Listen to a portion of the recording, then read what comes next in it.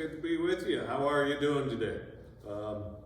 Not really much for announcements right now, so we'll just get right into the meditation. We continue to be in this series about how to be a community, how to be the body of Christ in this world, and we're going through the book of Ephesians. This week we're in the 3rd chapter. And it's an interesting piece, right? Starting at the 14th verse. It's kind of a prayer, but not a prayer. It's an active prayer, where the writer is inviting the Ephesians to something else. He's inviting them into the very power of God, to strengthen and to encourage them. So what's happening here? Well, last week we got rid of our boundaries, right? We rid ourselves of this notion of me and those who are like me. And now that we've rid ourselves of the boundaries, we can invite Christ in the words of the Ephesians.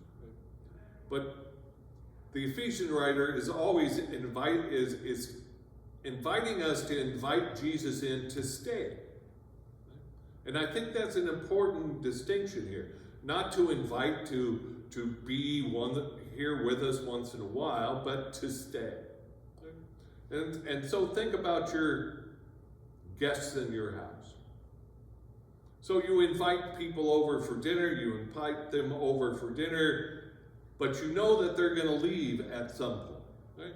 And so your focus while they are there is hospitality, right? Making sure that they have everything they need. But if you have a guest who comes who then stays, right? Your attitude changes. Everything changes. Right? So if you invite Jesus in to stay in your heart, your relationship to Jesus is going to change. Those guests who stay, your conversations change. Your relationship status with them changes. Your tasks change. What you're up to changes. There is a change in responsibility for everyone in that midst.